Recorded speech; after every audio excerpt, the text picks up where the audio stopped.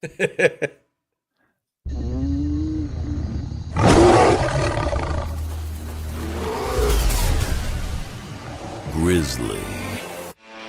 At Grizzly, we believe charging your electric vehicle should be simple, reliable, and affordable. That's why we design, engineer, and build our chargers in Canada, ensuring top-tier quality and performance. Powered by United Chargers, every Grizzly model is crafted in-house, built to withstand extreme conditions, and tested for reliability. Recognized by leading publications for its performance and value, Grizzly delivers both durability and intelligence with heavy-duty aluminum enclosures, premium output cables, and smart charging features like scheduling, usage tracking, and OCPP compatibility with multiple charging apps. Grizzly. Simple, reliable, affordable, built for every climate, every EV, everywhere you go. Visit grizzly.com to learn more.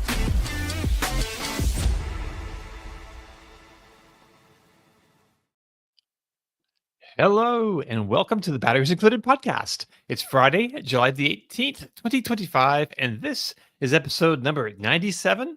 On today's show, we'll be talking about the debut of the Subaru Uncharted, Lucid partnering with Uber and Nuro, Panasonic is opening its second U.S. battery factory, and of course, much, much more.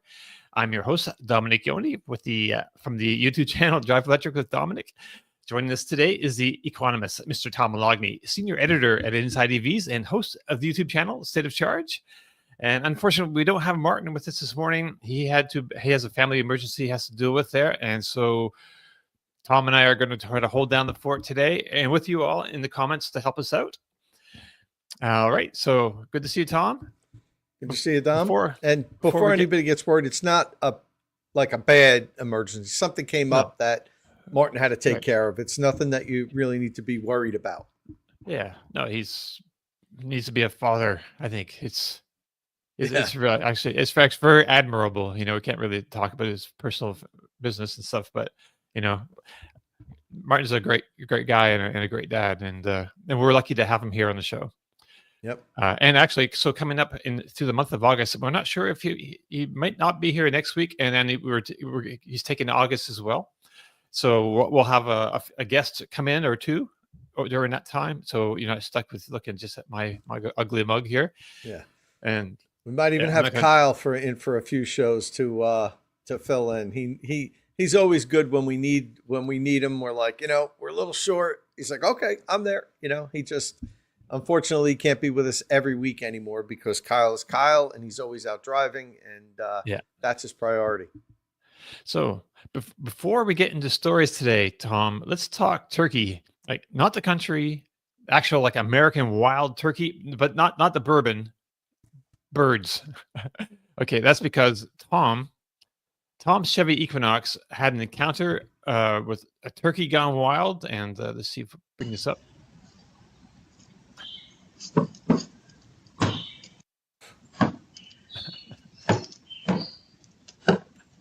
So if you notice, there's also a turkey up on the wall watching him, and there's two more up on the hill. Those are the females, making sure that he's protecting them.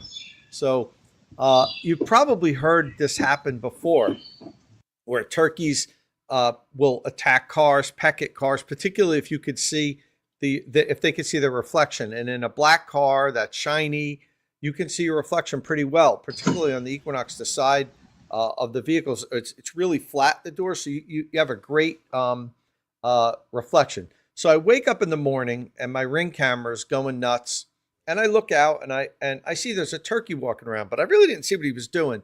And where I live here in New Jersey, we get lots of wildlife. I mean, the Ring camera's going off all the time. There's coyote in my driveway, there's fox, deer all the time, and occasionally I'll even catch a bear walking across the driveway. That'll happen maybe once a year or something. Yeah, there's that same angle view. So we get a lot of wildlife here. So I didn't pay it any mind with the turkey walking around. What's a turkey gonna do? So I kind of muted my Ring camera. This was early in the morning, and I'm doing my work and everything. Then I go to get out later in the day, and I see it's still there, and it's pecking the Equinox.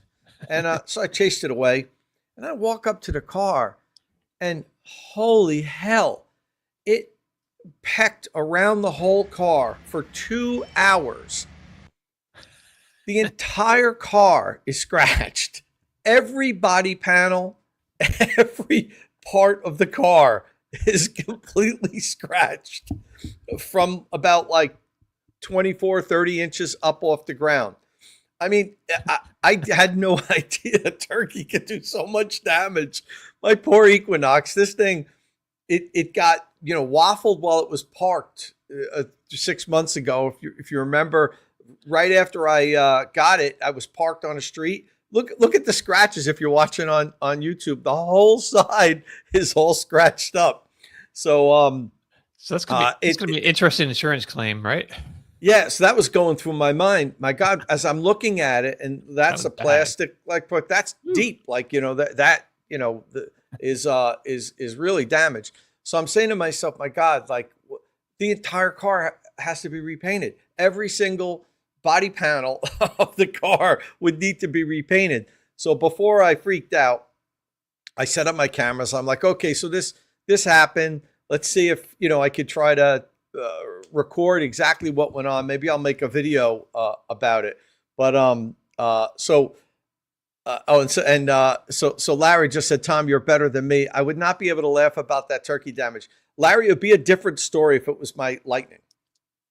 I have a little bit of a different love affair with the different vehicles. So the Equinox goes back in 13 months. It's a 2-year lease. I really got it just to do content and stuff and videos. While I love it, it's a great car. The Lightning's my baby, and that would have been a little bit different. The gun might have came out, but in any event, so I made a video. I recorded. I washed it really well. I have scratch remover. I buffed all the body panels. I spent all day. I mean, you see me in the video.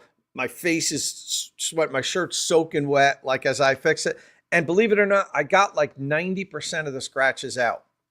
Some of them you can kind of still see, they're deeper than the wax. You could see them in the background, but black cars, if you take it just a couple steps back, you don't see it anymore. Now, there were some scratches that don't come out, in that plastic. There's faux carbon fiber trim in the front. That's damaged. So I still don't know what I'm going to do. I'm going to take a look at it again.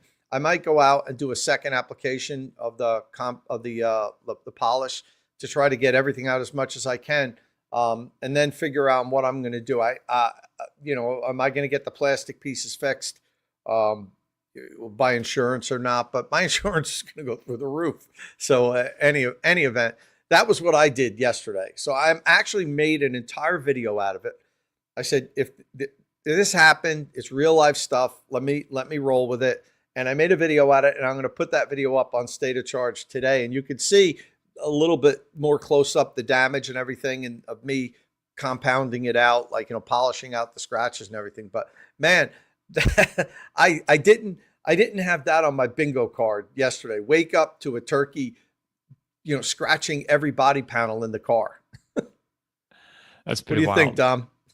That's pretty wild. We don't, I guess we have turkeys around here, but I've never heard of that. I didn't know it was a thing, but I did a little Google when you showed me the clip yesterday, and it's like, oh, this happens, I guess, not infrequently, I guess. Yeah, there's websites all about it and lots of videos out there. They're very territorial, the turkey. So it was the male turkey. And as you can see, there was 3 females in the background up on the hill. The tom, as it was protecting its territory, and it was looking at the reflection and thinking it was another male. And, after 2 hours of fighting this thing, I must have been like, damn, this other guy's tough. He's not going down. Yeah, turkeys are not necessarily the brightest birds I think we have. Yeah, I remember hearing when I was a kid, they'll sometimes drown when it rains because they just look up and they can't stop looking up or something. I don't know. Yeah. So let's talk let's talk turkey about something else. Let's talk about I don't know. You had a plug rescue going on this, or what do you call a recharge rescue? Yeah. So I shot a recharge rescue episode this week. For those that don't know, what I do with this one group of videos that I do, I call it Recharge Rescue. If somebody has a problem with their home charger, pretty much anything where there was some sort of a issue where it burned up or the outlet melted or there was some type of catastrophic failure in your electrical circuit from the panel to the charger, tell people I'll go to your house and I'll fix it with a licensed electrician and make a video out of it. So when I see people post things online like, oh my God, what just happened here? You know, their Nema 1450 outlet melted or their charger fried. I reach out to them and say, hey, if you'd like, I'll come out to your house. I'll fix it for free. No strings attached, but I do need to shoot a video and do it. And most people initially are like, this guy must be a scam, you know, because no one would do that. But now it's starting to get more known that I'm doing this, and people like the person that I worked with on this video knew about Recharge Rescue and was like, you know, that'd be fantastic if you came out here. I watch your videos. So there was a house up in Portland, Oregon that had an Nema 1450, and this is what it looks like now. And this is one of the cheap Levitton outlets. This was the box. So that's plastic. That's like the heavy duty plastic box there. Yeah, and this is a serious issue, particularly, and I'll explain why for this person. But their bedroom is above the garage. Ooh. Luckily, they had an app called Simply Safe. It's a smoke detector that sends you notifications. And they got the notification that there was smoke in the garage. And one person happened to be sleeping in the bedroom above the garage. And so they called the fire department, and there were flames coming out of the wall. So it was on fire. It didn't just melt and shut off. It had started a fire. So they were able to, you know, put it out. And then I came and I shot the video. I haven't posted it yet. I have a bunch of editing to do. But the scary thing about it, Dom, is it's in a subdivision, and there's like, you know, 100, 200 homes in the subdivision where this is made, and they were all built by the same builder, and they all have this Nema 1450 outlet in their garages, and a lot of the people there I saw had electric vehicles. I walked around the development, took pictures of their cars and stuff. So like, this is a serious issue. I don't know like what I could do at this point. Like, how do you communicate that to the whole development? Maybe contact the local fire department and say a notification should be put out, because all these people are charging. I would imagine some of them might have installed their own charging equipment, but I would imagine many of them just though the house came with a Nema 1450 plug in the garage, and they're just plugging stuff in. So there could be a lot of other issues with that. Yeah, Kerry, did I say that was installed by license? Yes, it was installed by the builder that built. It's a new subdivision. And when they built the homes, everything was inspected. Everything was done. You know, these homes came with these Nema 1450 outlets. You know, so, I mean, let's say there's 200 homes in the development. The builder, is he going to buy the $70 Nema 1450 outlet or the $9.99 one? You know, because the builder doesn't really know about electric vehicles and this stuff. It's a 50 amp outlet. It's to code. You know, it's going to pass inspection and everything. So, you know, what's that? I was just going to ask Tom, do you want me to play this one clip of that outlet? Yeah, sure. So, okay. I sent Tom a quick clip. This is what it looked like when I arrived. So, it was pretty charred, you know, which happens with these. Wow. And the interesting thing about these is they don't trip the circuit breaker when they melt or go on fire. And you would think that they would, you know, that the circuit would sense there's some sort of spike or some sort of issue, but it doesn't happen. It almost never happens. So, you know, you have an ongoing fire. And now John said, who's liable for this for Levitton? No, they're not liable, John. These outlets are approved outlets. They're just not. For years, we were using these outlets, and they never had a problem because they were used for electric ranges, clothes dryers, and those outlets don't have the duty cycle of electric vehicle charging. That's what gets this here. And that's what I argue with a lot of people online, because it's all about the duty cycle. The outlets can deliver the 40 amps just fine that they're supposed to be able to deliver on a 50 amp circuit, continuously. I mean, they could deliver, up to 50 amps, but not for a continuous time. That's the problem. Is they heat up, and the problem happens once you're charging for a long time. All the other uses that these outlets have don't mirror what you do with electric vehicle charging. With electric vehicle charging, you plug in, you pull maximum current for 5, 6, 7, 8 hours, maybe every day.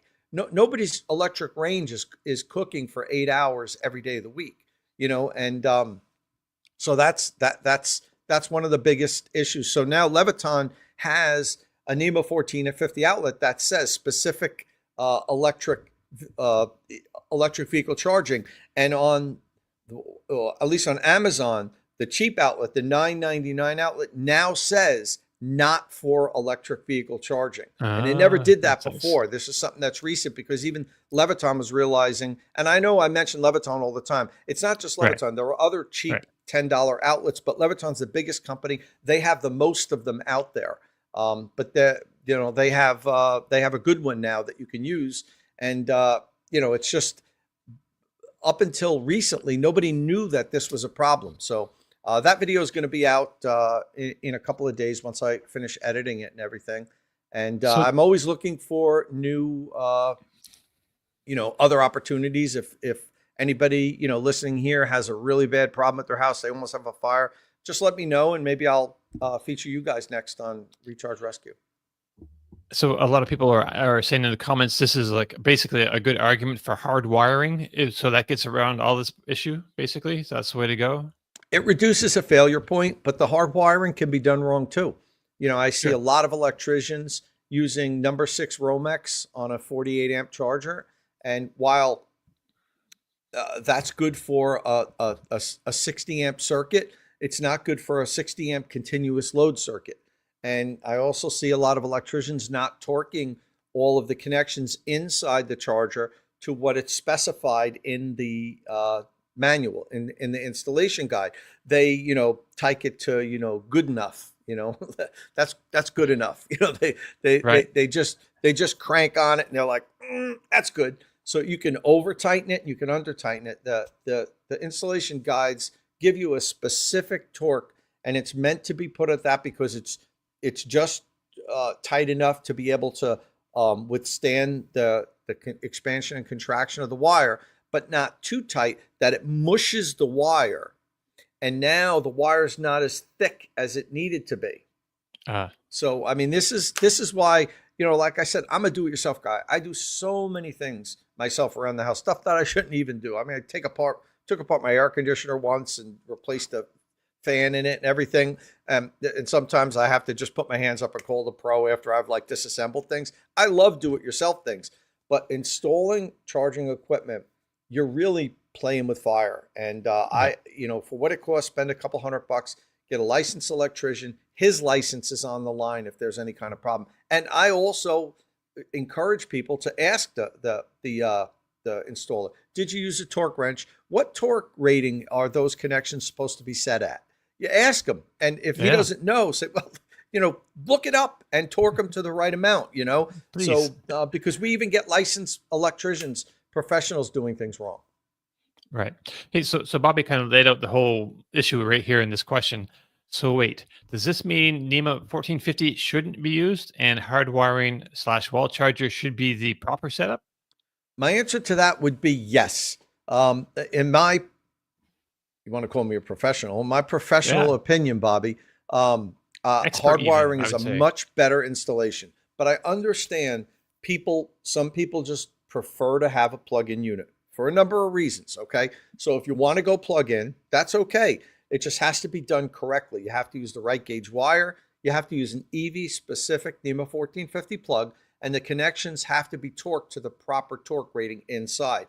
And even when you do that, I say 6 to 8 months after you've installed the outlet, shut the circuit breaker off, remove the screws on the plate, pull the outlet out a little bit, check the connections, make sure they're still tight, because the expansion and contraction of the wires during the heat, when it heats up, that can back the screws out, even if they're torqued properly sometimes. And never use aluminum wire on a Nema 1450 outlet. There's still some places, particularly in Middle America, that allow that and are using aluminum wire, like 6 gauge and 8 gauge aluminum wire on these Nema 1450 outlets.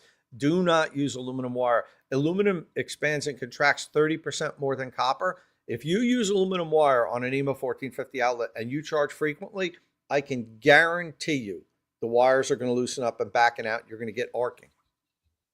Right. So Cicero asks, would lowering the amperage the EVSE poles, i.e. 32 amps versus 48 amps, make a difference on the outlet? Yeah, you'll get less heat. I know a lot of people that lower the amperage down to 24 amps frequently. I mean, even Pete, he's not, I don't see him in the comment section today, but you guys know my friend Pete. He has 2 Teslas, and he has the vehicle set to 24 amps, and he drives a lot. He drives like 35,000 miles a year, and he never has a problem, when he comes home plugging in and charging at 24 amps. And he uses a Nema 1450 outlet, and he hasn't had any problems with it. Of course, we inspect it and open it up every now and then, but charging at lower amperage will mean there's less heat. Right on. Let's looking through the comments here. Bobby says, this is useful info for me. I'm about to upgrade from using L1 to either a Nema 1450 or a wall charger, because my wife is also getting an EV later this year. Congratulations on that. Yeah. I mean, you can use them, Bobby. I prefer hardwiring. It's a better setup, but just make sure that it's an EV specific outlet. They're out there. Levitton makes a good one. It's a relatively new device, and they make a good one. Hubble makes a good one, but Hubble also has a cheap one, so you have to make sure you get the right one. Make sure it says EV rated. Forget about industrial grade. They all say industrial grade, and that it means nothing. So just make sure you do it right if you're going to do it, and then even open it up after 6 to 8 months and just check the connections. Make sure they're all tight. EVKX was saying, look to Norway. Not legal to use plugs for EV charging. That's kind of interesting. And Norway should know something about charging. They've got like 97% of new cars that are now EVs. So the leaders. There was a lot of discussion about the code on that initially when electric vehicles started back. I mean, I remember 2009, 2010, that they were just, initially there were no electric vehicle chargers that plugged in. On this new wave of EV, adoption, let's say, right? You guys know I've been driving them since 2008.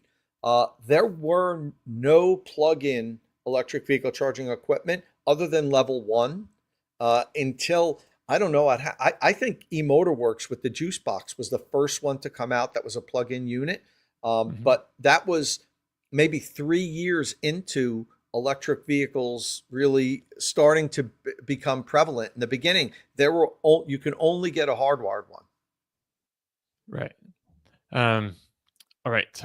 Real quick, one more last little charging thing really quick, and then we can move on. But Tom, what about the Nema 650 outlets? So it's kind of the same as the 1450. It's just a different plug configuration. No different.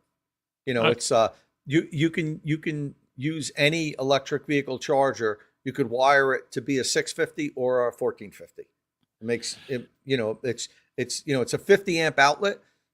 It's just a different plug configuration. It only has 3 prongs instead of the 4 that are in the Nema 1450, but the 4th one's not used. So you don't connect the wire. You only connect 3 wires inside of a Nema 1450 outlet. The 2 hot and the ground. So that's what you're going to connect in the 650. This is, we'll add this to, I guess. June asks, I believe my charger is hardwire. How can I determine it is the correct wiring? Yeah, if it's working, the wire's behind the wall. You'd need to open it up and look inside, or you can look from in your service panel. You'd need an electrician probably. I don't know if you'd be Right. able to really tell if it's the right wire, but you could. I mean, if you looked in your service panel and you saw that it was a number 6 Romex, let's say, and it's a 48 amp charger, that's against code. But most electricians and even most inspectors don't realize that. Okay. And when you say number 6 Nomex, you're talking about the wires The themselves, right? wire, That's 6, yeah. yeah, number 6 It's wire. just The lower the number, the thicker the wire. So you need number right. 6 wire on a 48 amp charger, which is a 60 amp circuit for continuous Is load. Nomex like the sheath around the wire? Is that what Yeah, that is? it's Okay. Romex. It's wrapped in like a plastic wrapping, and it has paper insulation wrapped around the wires. Right. The actual, believe it or not, the wires that are inside the number 6 Romex are fine. They're okay for 48 amp charging. It's number 6 THHM wire, which is okay to use if you don't put it in the Romex jacket with the paper insulation, because that's what keeping the wires nice and tight together, wrapped up in paper and a plastic jacket, is what causes it to be slightly too hot over a continuous load and a long charging. So, but you could use those same wires that are inside there if you just put them in a plastic conduit or metal jacket, then they're fine. So, Tom, I see on the wall behind you, you have a charger that I don't recognize. So I guess you have a review coming up? Yeah, I'll turn on the screen. It's going to time out. Can you see that? It's got a nice little display screen. So Nice. yeah, it's called the Apex Mach 2 charger. I've been using it for the last 2 weeks now, and I'm finishing up my review. I'll probably have the review done in maybe over the weekend. I don't know. I got to do the recharge rescue editing and all that stuff. So yeah, this is an interesting unit. It's relatively new, but it's the company has high hopes for it, and it's got a lot of decent features. There's some things I didn't like about it when I first opened the box, and I think I mentioned last week to you, like just kind of like, yeah, I'm not really impressed by the new charger, but I've grown to like it a little bit more after using it for a week or so. So I think with just some minor tweaks, it can be a viable option. I like the display screen. And yeah, John likes my slow motion drop test. I have that in this one too, John. So when I drop the connector, I now have a second camera shooting slow motion as it bounces off the floor, and which you'll see me dropping the connector soon, but you're not going to see the slow motion on this clip. But this is when I just finished the cold weather testing, and I'm doing the cable test now, and I do the drop test and the cold weather power up. So they all spoiler, it did well in my testing, and it's a pretty good unit. So I'll have that review next week also. All right. Pull that down and boom. Getting all the right buttons pushed this week. All right. So I guess we can talk about some news. So the big, let me bring this up. The big product news for the US this week has to be the debut of the Subaru Uncharted. And if you're watching this on YouTube, you can see some B-roll here on the screen. So if it looks familiar, it's because Subaru has followed the same formula it used to produce the Solterra. Basically, the Subaru Uncharted is a better-looking Toyota CHR EV, which we saw a few weeks ago. It's the same body, and of course, it also sits on the Toyota ET-GNA platform. It has different headlights than the Toyota, and the Subaru has like that black notch in the middle of the front, just below the hood, that gives it kind of that Subaru family look. So like the is it CHR, it has a 74.7 kilowatt hour battery. So over 300 miles of range in the front wheel drive premium trim. The premium also has like 221 horsepower. But Subaru hasn't shared the 0 to 60 time yet. I think it'll probably be between, around the 7-second area, I think. So oddly enough, the Toyota CHRV that this is based on doesn't actually come in front wheel drive. It's just like standard 4-wheel drive. So this is something, I don't know if you want to talk about this later on, but it's just kind of odd to me that Subaru is offering in front wheel drive, but Toyota is like all 4-wheel drive all the time, like you'd expect like a Subaru to be. unless except for their BRZ sports car. I guess that's 2-wheel drive, but in the rear. So the Sport and GT trims are expected to get 290 miles of range. They have dual motor all-wheel drive, so they put out 338 horsepower, and they do the 0 to 60 thing in under 5 seconds. The Uncharted Sport and GT models are also equipped with Subaru symmetrical all-wheel drive with the X mode. This is their fancy just off-road system for finding traction. Like the THHM EV, the Uncharted also comes with a native NACS charging port, so that's great. Right out of the gate, you can stop at a Tesla supercharger and get charged, or I guess a lot of the new networks like Iona and others, even in Electrify America, they're adding NACS ports to chargers now as well. So the NACS isn't all about the Tesla supercharger.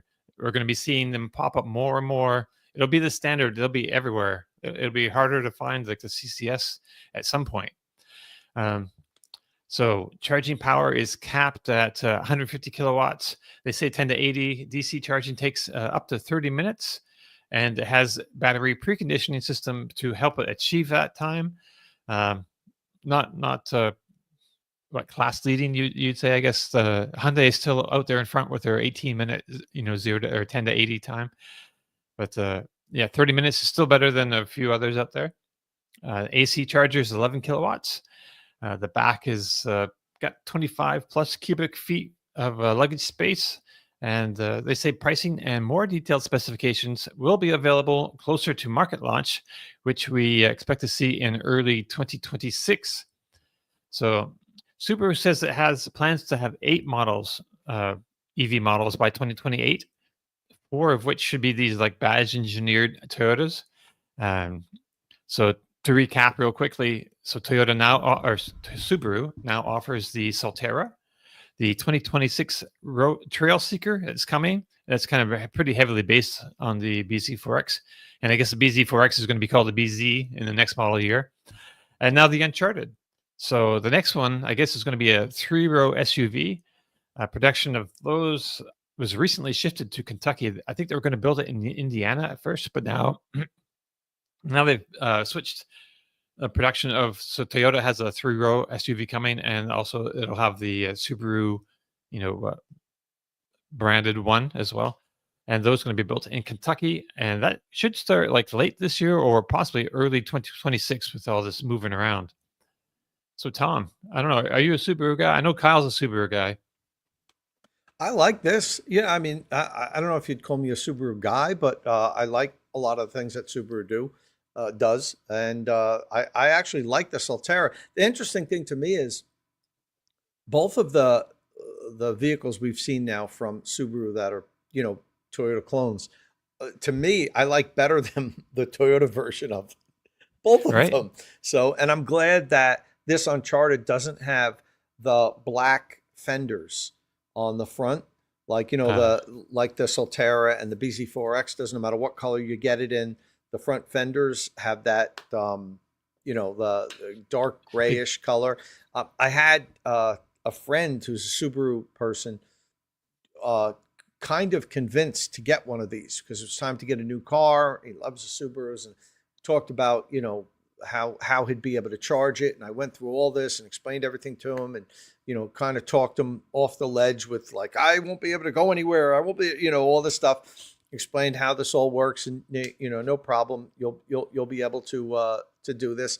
And then he goes to the website, and we're like, well, let's take a look at them, and was like, oh, like it. I don't want to get, like, the only color I'd get it in is black because it hides those front fenders, but I don't want a black car, so this is out. And like, I think he was ready. He was ready to go to the dealer and talk to him about it, and that killed it. So I like that this you can get a normal looking EV from Subaru, but I think this is cool. I really do. I like it. I think it looks really nice. So I mean, styling wise, I think they nailed it with this.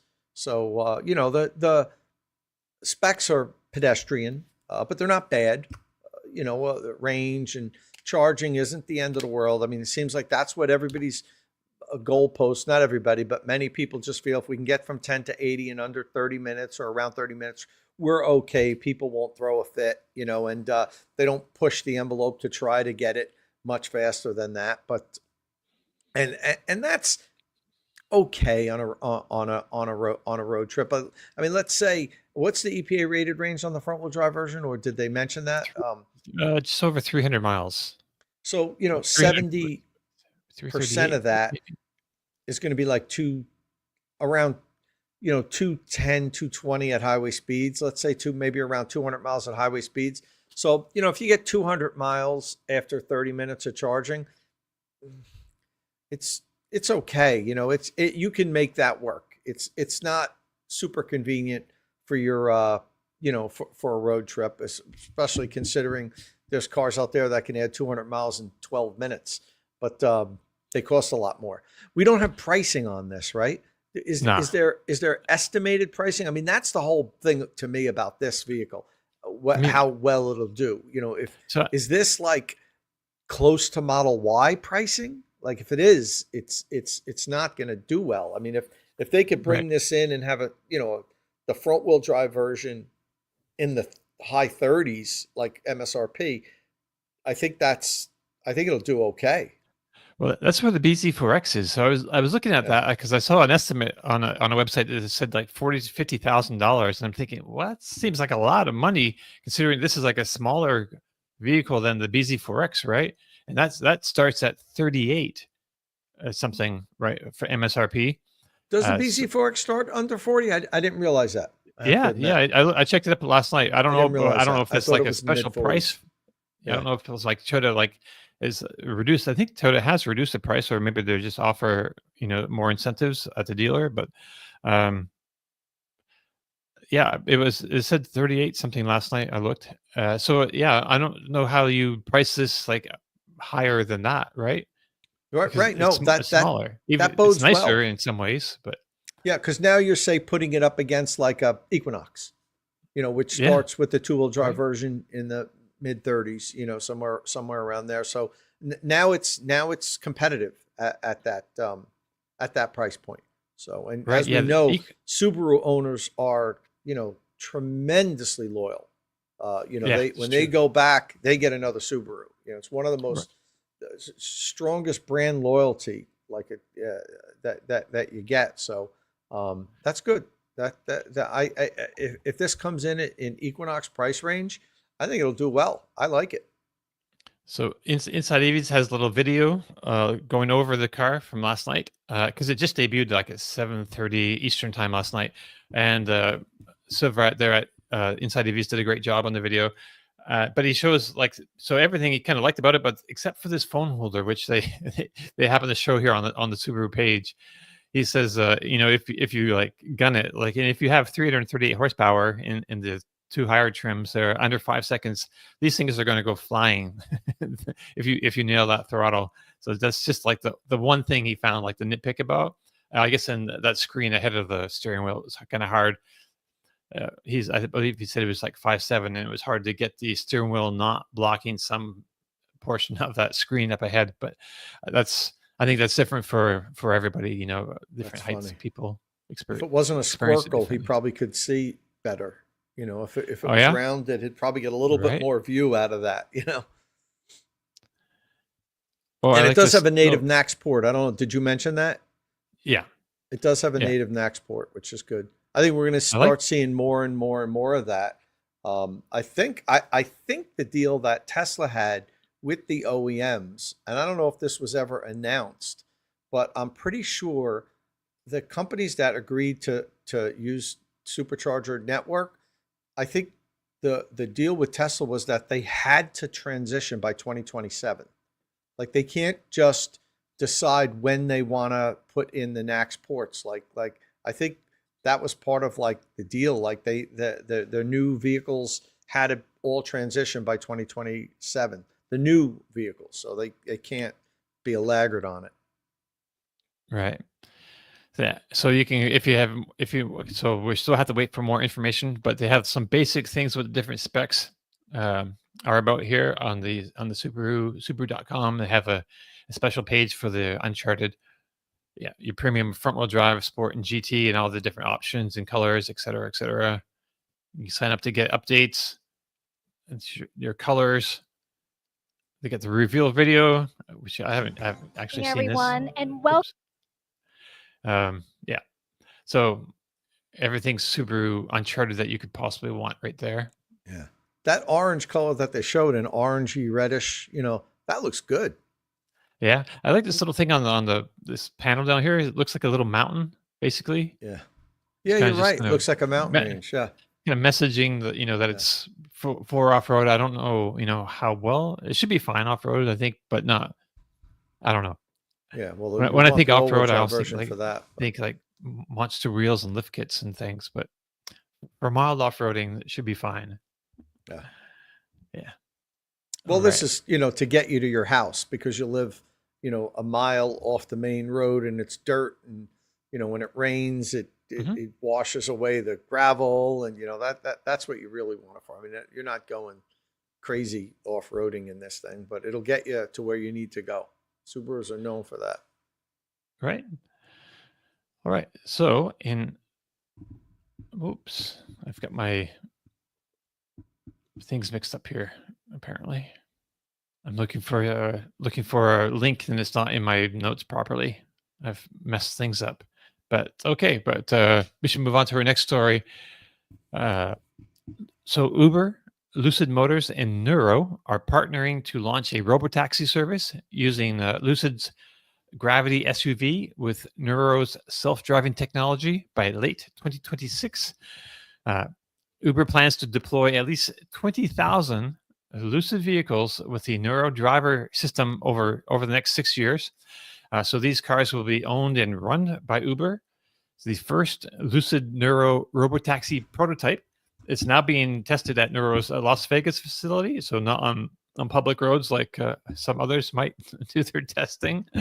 No names. So to get a sense of the ambition here, consider that like Waymo, who is, I think you can say this is a leader in driverless taxis right now.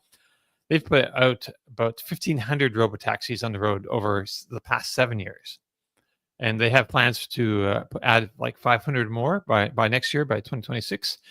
So, and actually to help compare apples with apples for the whole time frame, it's predicted by Morgan Stanley that Waymo will have around 23,000 vehicles in service by 2030, and that's still significantly below the 30,000. No, that's above actually. That's above the right. For some reason in my head, I had this mixed up when I was doing it last night.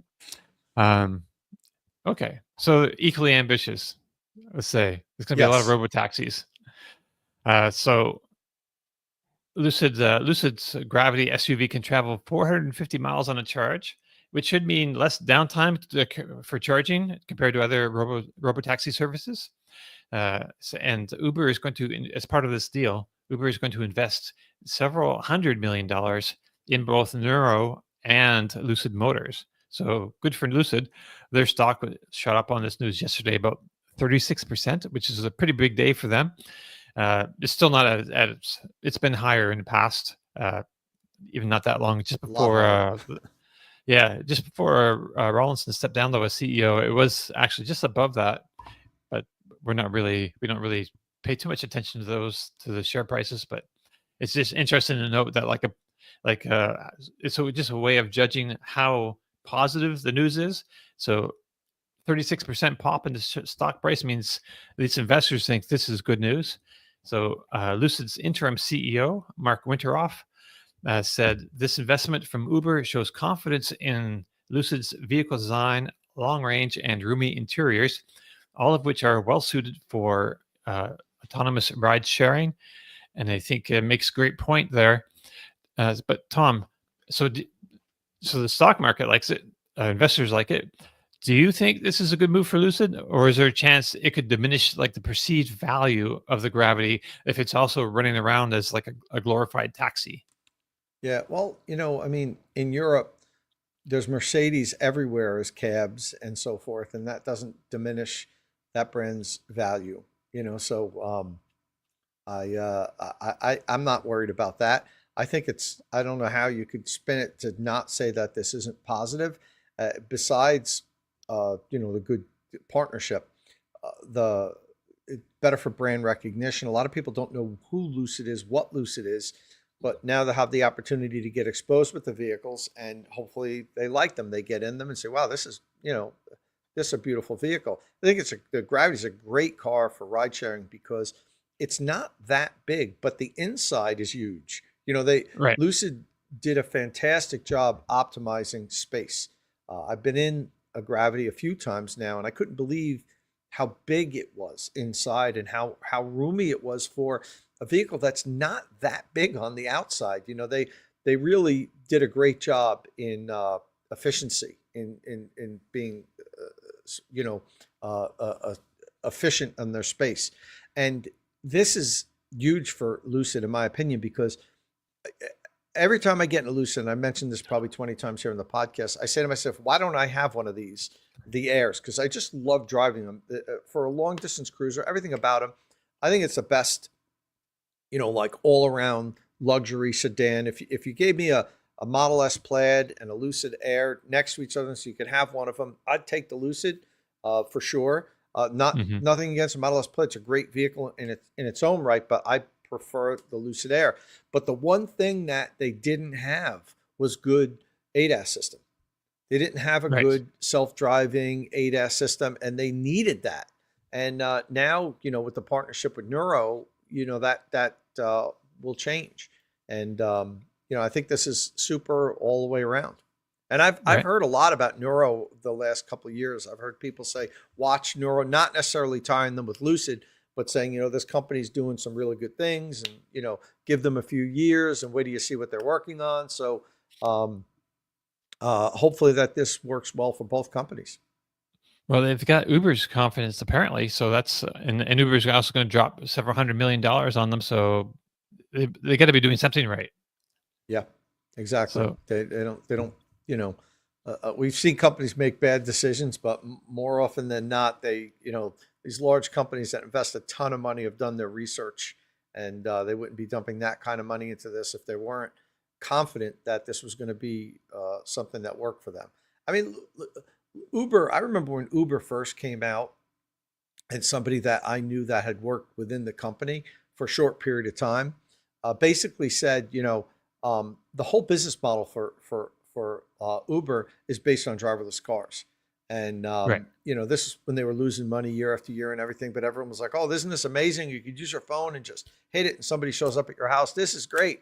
And he was like, people don't get it. Like, this is the teething years for us. Like, we're not going to make any kind of money while we're paying people to drive the cars. The end game in this is for us to have a fleet of autonomous vehicles out there. That's when we'll make our money. And that's when the cost of the service is going to drop down, because once we don't have to pay people to drive the cars, it's going to cost us a lot less to manage the fleet. We'll see. Diane Wallace says Nuro has adorable food delivery robots. I had no idea. Neuro's kind of new. I'm kind of new to Nuro. I hadn't heard of it. Somebody else mentioned this affable alpaca. Says I had not heard of Nuro until this announcement, and I think actually I've seen the name, but there's a whole lot of stuff going on out there in autonomy. I think you really have to be in the industry, Tom. Or not have to be, but we're kind of in the industry. Yeah. I mean, but you wouldn't have to be, but they certainly weren't trying to say, hey, look at what we're doing. And that's good, because that, the people that are quiet about what they're working on either have nothing or have a really good product, and they're very confident that they don't need to puff their chest and say, we're going to have autonomous cars. They're just go along doing their thing. And when they're ready, they make the announcement, and it seems like they feel like they're ready now. And here we are, here's Nuro, and, we can't be all that bad because Lucid and Uber is putting their confidence in our company. So. Right. Oh, and speaking of Lucid and their ADAS system, they just a few days ago on the 15th, they added hands-free drive assist and hands-free lane change assist as next step in their ADAS/AD roadmap. So you can use you can use it'll change lanes by itself, or you can use your turn signal to tell it you want to change lanes on the highway. So that's coming along. I don't But know how long has it been since you drove one. a couple of months, but I think some of the older vehicles, I could be wrong about this because I didn't fully read this. I've been traveling all week. Some of the older, and we should actually talk a little bit about that. I should have talked about it when I did my recharge rescue. But anyway, I got to complain to you guys about my traveling. But I thought I read that some of the older Air vehicles won't be able to have this feature without some sort of an update that they have to pay for. Is that correct? Have you read that? There was so they are, Lucid is offering. I could probably actually find the press release right here. They're offering older owners an update of the computer that's in their center stack, I guess, and for like $1,000, and it's just like an updated computer, so it'll run everything much better. And I'm just looking for the thing here. I'm not seeing it. Yeah, I think that's kind of a shame. Like the Lucid they're very expensive vehicles. Right. They're cutting edge technology. That Lucid has always said we have the best car made today, not just the best EV. I think they should offer that update to their existing customers without having to pay for it. The vehicle's a very expensive vehicle. That's kind of the bar today, that type of autonomous driving features should be standard in vehicles that cost $100,000. So I'm not happy about the fact that they're going to make the older owners, plop down even $1,000. I mean, it probably costs them more than that. They're probably making them pay that to kind of be like, we'll pay half of what this update's going to cost. But still, that for how much the vehicle costs, that doesn't leave a good taste in my mouth. If I was an Air owner and I had to pay to get features that most of the other vehicles in that class already had. Right. Yeah, I'm looking for it here now. Adds hands-free. While you're looking for it, I'm going to quickly mention what happened to me. Not that it has anything to do with EVs, but when I did the recharge rescue episode, when I shot that out in Portland, Oregon, getting back to New Jersey was brutal. It was the worst I ever had to deal with. I had 3 flights get canceled on me. One time I had a deplane. We were on the runway already. We had to get off, go back, get off the runway. I got stuck in Houston for 18 hours, and I was just flying through Houston, and that was because of all the bad weather. And New Jersey had flooding, and there was bad weather in Texas. So I got caught up in all that. What a nightmare getting home. I couldn't get back to New Jersey. I wound up having to fly to DC, and I rented a car and drove the 250 miles to Newark Airport, and then got my car there and drove the 40 miles home. So it was a nightmare of a road trip, but I got back. Yeah. So I found a thread in a Lucid owners forum, but I'm not seeing the exact. It's just open up some random page. Forums can be just full of like long conversations about whatever. But there is a CPU upgrade and memory, so you get a faster touchscreen responses and faster animations with the upgrade. It's $950, including labor. Taxes not included. And you can contact Lucid service for that and schedule an appointment. I think we talked about this a bit last week, or possibly the week before. I mean, it's a better alternative than having, like in my car from 2018, I can't really use the browser anymore. If I, try to anything, it just crashes after like a minute. Like YouTube, full screen, crash. For sure, you can't watch YouTube videos on my Tesla, at least. Yeah. So at least there's like a path to improving that. But yeah, it kind of brings up the whole, how well prepared, how future proof, a car today has to be, because, it hasn't been that long, like phones, they were useless after 2 years at the most, not useless, but. And typically I don't take this position. Typically I say, look, you took delivery of the car as it was, that's your car. If you want it to be upgraded and be better in the future, you need to pay for it. That's typically my stance. So I'm going against what I usually say here. I'm making an exception because the Air is such a high level premium vehicle, very expensive vehicle. And the whole, aura around the Air was that it's the most technically advanced. And, that's how Lucid sells it, that it's, and to not have some basic ADAS features that some of the most or all the other vehicles in its class have, that should, I'm going to side on the side of the consumer here. Whereas usually I'll say, you got the car as it was. You weren't complaining when you picked up the car. Yeah, now that this new feature's coming out, you're not happy with it. I mean, I saw a lot of Rivian owners complaining that I just got my R1S or my R1T, and now they have the second generation R1 came out with better motors and a super more powerful computer and all this stuff. I feel cheated. And I'm like, well, you didn't feel cheated 6 months ago when you picked up the vehicle and you were so happy with it, posting about how you love your new Rivian. This is the pace of technology today. So typically I don't side with that, but this, I'm going to make an exception in this case. Lucid should give that to their customers, I think. Right. Roger M just clarifies the 950 is for an updated computer for the infotainment, not the NVIDIA chips. So, right, it's basically for the infotainment system, so video and all the infotainment things. Let's see, rolling down to see anything else. Hey, good morning to you from New Zealand. In New Zealand, it's early in the morning right now over there. Holy cow! Okay. Yeah, someone mentions Google Maps coming to Irving. Yes, that's something that happened this week. I don't know if that's in my notes or not. I don't think it is. But yeah, this is one of the Rivian had a few things happen this week that we can talk about. But first, I wanted to mention this. This is somewhat Lucid related news. Panasonic has opened its second battery factory in the U.S. just outside of Kansas City, Kansas, in DeSoto.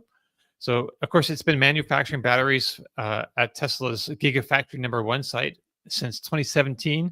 So this new plant is huge. It's approximately the size of 225 football fields. It costs $4 billion to make.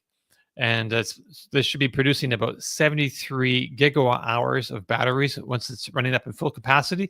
And they expect to do that within the year. So that's a whole pile of new battery production coming up.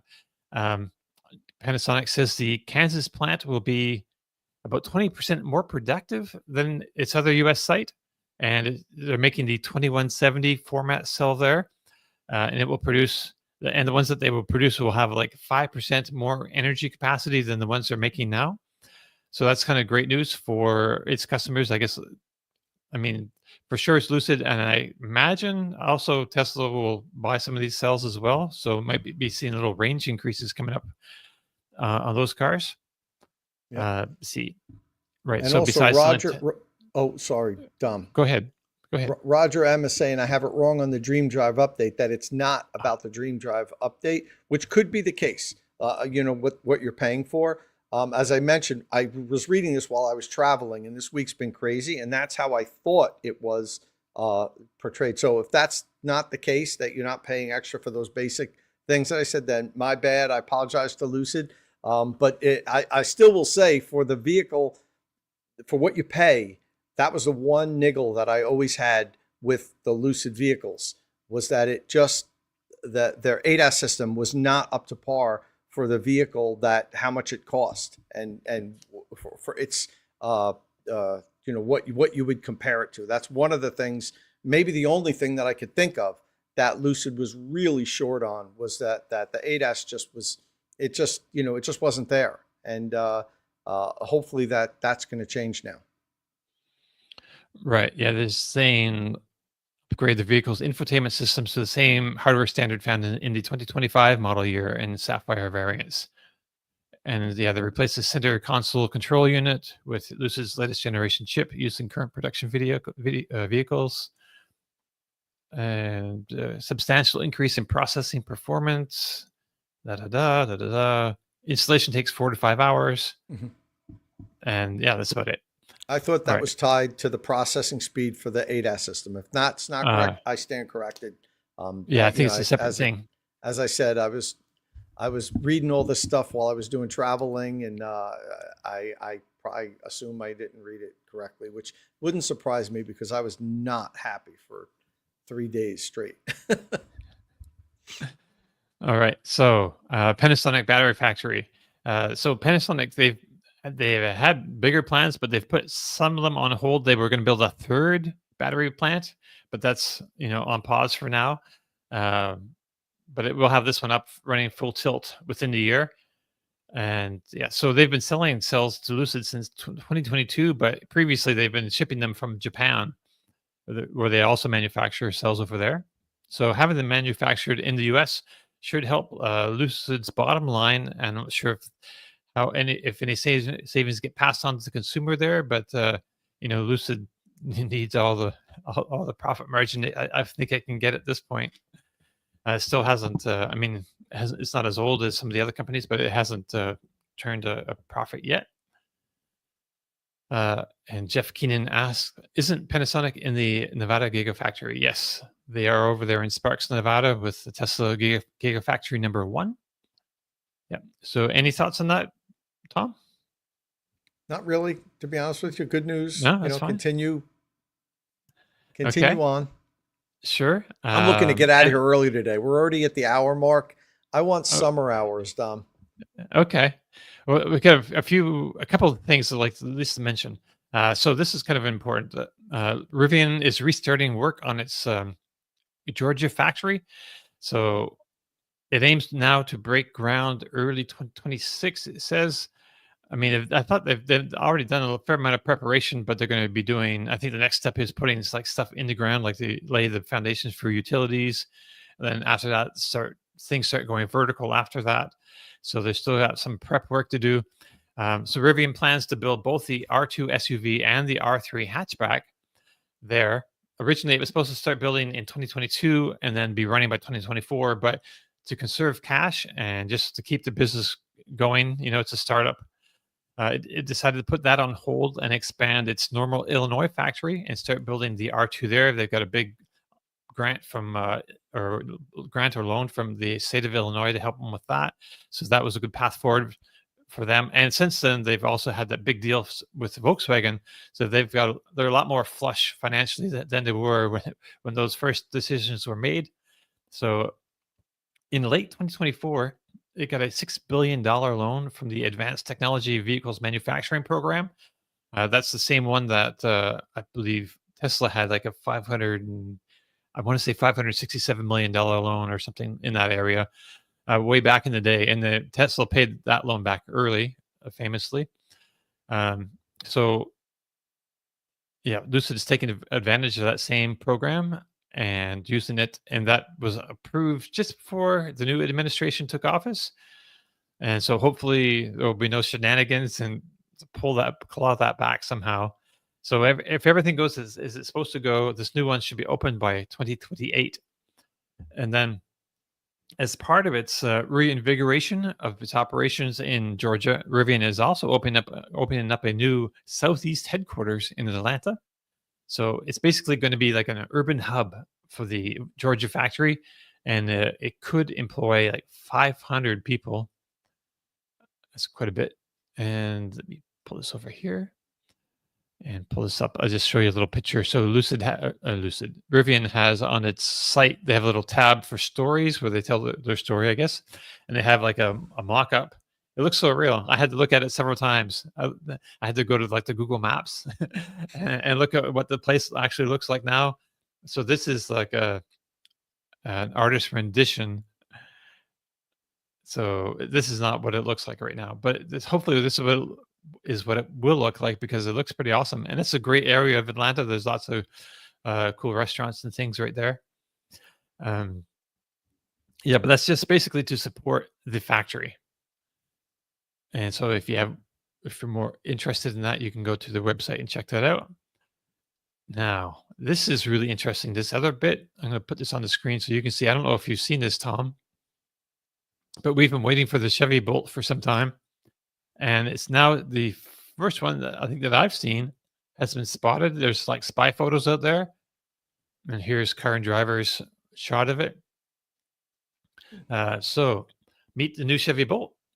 Same as the old Chevy Bolt, EUV. So the second generation Chevy Bolt has been spotted testing with the camouflage on the front and rear bumpers ahead of its return to production later this year. So visually, its design looks very similar to the original vehicle, but it gets a fresh new grille, new set of taillights, and they say the headlights appear to adopt Chevy's signature EV LED light strip across the front, like the Equinox has that, and the Silverado EV has that. GM has confirmed the Bolt return for the 2027 model.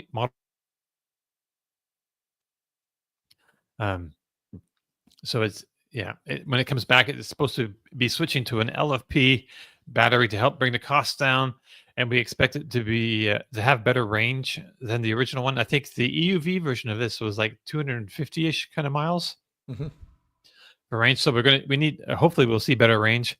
300 seems to be like the new standard right now, 300 miles, and then hopefully also better DC or faster DC charging, because the original Chevy Bolt, as much as we liked it and it was affordable, the DC fast charging hit like peaked at 50 or 55 kilowatts, depending on how many amps you're running through. So hopefully much improved on that point.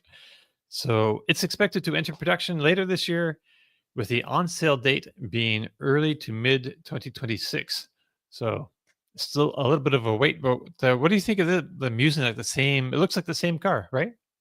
Yeah, like the EUV. That's fine. Right. I don't think there was anything wrong with it. Look, kind of fresh, even when they retired it. So that's great, and hopefully it'll reduce cost. It's kind of like doing a mid-cycle refresh as opposed to making a new vehicle. So that would be great. I mean, the whole thing about this vehicle, to hell with the looks, and it is cost. I mean, yes, we want it to charge faster. We know it's going to charge faster than the original, the Bolt. But honestly, so many people don't. That's not an issue with. If needing fast DC fast charging is something that you absolutely need, then maybe look at one of the Hyundai Kia vehicles. You can get a used one that you can get for probably the price that you'd pay for a new Bolt. So many people never DC fast charge their current Bolts that's not paramount. It's going to charge faster. The big thing is cost, as far as I'm concerned on this. And there has to be some variation between Equinox and Bolt EV cost in order for it to be viable. If this is just $1,000 or $1,500 less than what the cheapest Equinox EV is, why even make it? So hopefully that there's some room in there, and I hope what doesn't happen is that this comes out and they price it right around 30, and then the cheapest version, the Equinox, gets $3,000 more expensive just because GM wanted to give it some room between the pricing of the two. I hope it doesn't drive up the price of the Equinox, but I'm looking forward to this. We may even get one for testing and everything. I mean, I have a Bolt now. My dad commandeered that for me, so he has the Bolt. But I'm looking forward to this. I think this can be the vehicle that, if Jim does it right and it's priced properly, this can really be a watershed moment for electric vehicles. With particularly considering that the vehicles are all losing the federal tax credit. So now the low cost vehicles are so much more important, that we get vehicles out there that the MSRP is low, because we don't have that $7,500 cushion to help make them a little bit more affordable. And a good lease price. Hopefully GM offers this. I mean, that's what's making them kill it with the Equinox EV, was that $300 a month lease price. If this can come in, at $1,000 down, $250 a month for 3 years, that's going to put a lot of people in it. So we'll see. Right. So Philly Phil says, "Oh, and those tiny wheels, 17s are as cheap as chips, relative to the 21s on the i5." That's great, Phil. Cheap. That's what we want. Right. This doesn't have to be, the the Boulevard Cruiser that everybody looks at and says, "Oh, wow, that's what I want." Maybe offer bigger wheels as an option, but it needs to be cheap. It needs to be affordable, and 17-inch wheels are cheap as chips, as you said, and they make the vehicle affordable. And that's what this vehicle is all about. It's not about, impressing, everybody when you roll up in it, in my opinion. Right. And actually, these Bolt, like you said, these Bolt EVs are it's still a relatively fresh design, and we haven't seen them. But when I see one on the road now, it kind of grabs my eye because it's almost Bolt-like, but it's not quite like the old. I always think of the old Bolt, like the smaller version of it. But some of our commenters seem to be on the same page with the pricing. Bobby's saying the price needs to be cheap, at least 5,000 to 6,000 cheaper than the Equinox. We need small hatches like this. They're an extinct species. And Leonard, 30,000 before credits with 150 kilowatts would be would hit a sweet spot for sure. The original one I think it was 27.2 MSRP. Man, if they can get it down to that, I think that is a great number. Dom, that's what I paid for mine and got the $7,500 federal and the $4,000 state. So I bought a brand new Bolt outright for like 17 grand. That's amazing. Oh my God. So how could you not? Right. Yeah. That's why I basically gave it to my dad. I'm like, here, take it. Maybe I'll buy that from him at some point when you. I don't think he wants to give it up. He really likes it. I'm going to do a video with him, I think, driving it around, and talk to him about it. But he loves it. The EUV might be a little easier to get in and out of. I know Scott might. Yeah, it should be. It's right up in the same size, everything. It'd be very familiar. I wonder if they've changed the inside very much or at all. See, in my head, I was thinking this is a great opportunity to come up with a fresh design, sort of put it back, put it into the the styling family like the Equinox and the Silverado, and I guess they're going to do some of that here with the front end. But now thinking about it, when they re-engineer a car like this or remake one, that's like billions of dollars in development costs.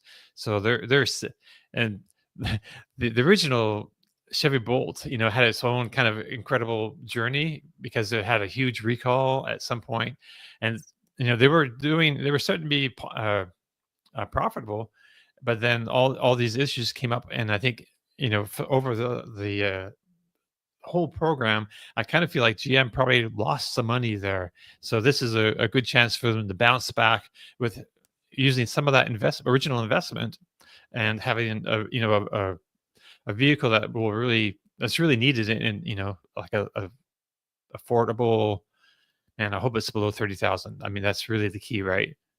Yep, absolutely. And don't forget, you can get Super Cruise in this.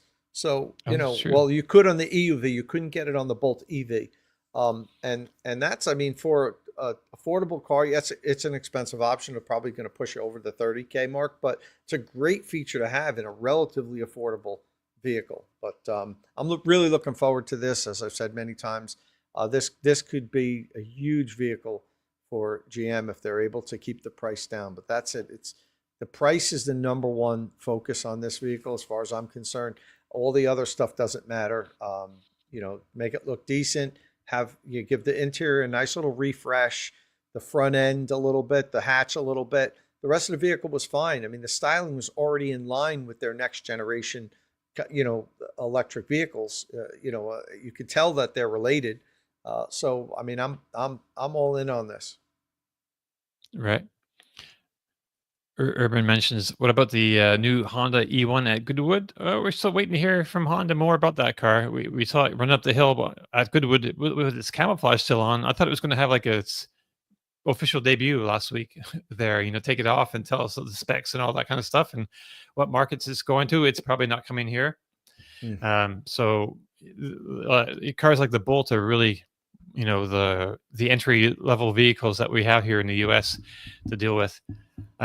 Or you could go use, I had an old friend of mine back when I used to write for Autoblog Green. A friend of mine, Harry, was he was a Bramo fan, was his name on the socials, and he was all about this guy actually went to high school, started this electric motorcycle company called Bramo, and he was all about it. And we had great relationship. We always talked online, but he hadn't didn't have an electric car until it's like just now, basically. So I spoke to him about this a little while ago, and I told him when he's ready, let me know, because we were doing this battery bargains show for quite a while, suggesting finding cars for people, and so I've kind of honed a few skills for finding cars, and so yeah, he was ready to make the jump now, but like we're saying, his budget was 35,000 to 40,000, maybe 40 at the most, but preferably 35,000, which is I think it's a kind of a standard place for a lot of people. There's a big chunk of people that's kind of where they're looking right now. And we end up, so he checked the Equinox out, of course, the Chevy Equinox EV, and he liked it. But then I looked around a little bit more, and I found like a great deal. I found this, and hit right by his area, a dealership right near him, a Hyundai 2025 Hyundai Ioniq 5. So it had the native Knack Port, the big battery, 84 whatever kilowatt hours. It had less than 1,000 miles on it. It was like $38,000. Here you go. You go test drive this and see what you think. So he went and test drove it, and he bought it, right? So my friend Harry is now driving a nice Hyundai Hyundai Ioniq 5. Ioniq Is it 5. i5? Yeah, I wanted to You're call it the starting to i5. get punch drunk. It's time to wrap things up. It's 10 to 11. Right. I have some summering to do. All right. Okay. So we'll let you go in a second. I just wanted to mention one thing really quick. Let's pull this down. And there was a few things this week, actually, real quick. So there's an electric Ford Bronco now. It's not coming here. It's only in the US. It's kind of weird. Ford just launched this, what they call it, the Bronco New Energy, and they're going to sell it in China. It looks like the Bronco Sport. So Ford makes two versions of the Bronco, the kind of big off-roady one, and then the little less off-roady Bronco Sport. So this looks like that, except it has like the wheel on the back, like the big Bronco does. 105 kilowatt hour battery pack, and then they got a plug-in hybrid as well of that with a 44 kilowatt hour battery pack. CLTC numbers are like 403 miles. It's probably around 300 miles of range. But anyway, it's not coming here, but they can do it if they want to.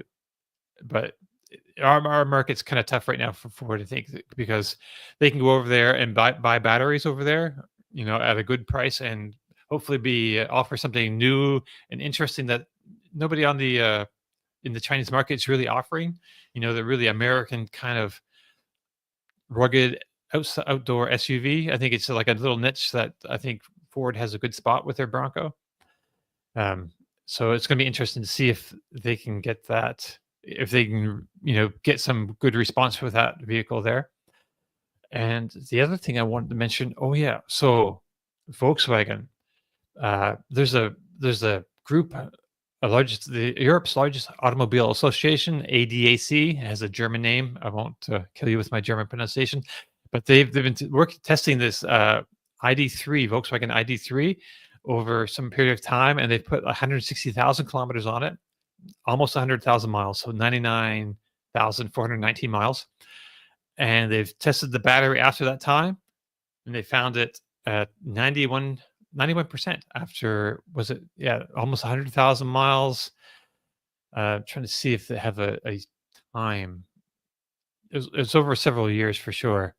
It's a 77 kilowatt hour battery, and they've done it's seen a lot of fast charging, and it's sat at 100% for days sometimes between charging, which we don't recommend, but it's come out all right. So I just wanted to mention that. That story is out there on the Volkswagen newsroom at the checkout. Just a lot of people say, what about replacing the batteries after 100,000 miles? Well, you don't have to do that. So it's just more of the great news as far as that goes. Let Tom go. Right? Okay. There's so much to talk about though. Like the little news, like Tesla released like a new Y. They lengthened the Model Y by almost 6 inches, and they're selling that in China now as the 6-row or six seat configuration. kind of interesting. The Model YL not coming here, and that's it. That brings us to the end of our show. If you have any questions or comments, please leave them below or get in touch with us on the social media platform of your choice. Don't forget, if you like the show, please give us a thumbs up, click subscribe, tap that bell icon for notifications. And thanks for joining us, and we'll see you all again very soon. And by Ciao. next week, another automaker will have access to the Tesla supercharger network. That's all I'm saying. Oh, all right. You heard it here first. All right. Ciao.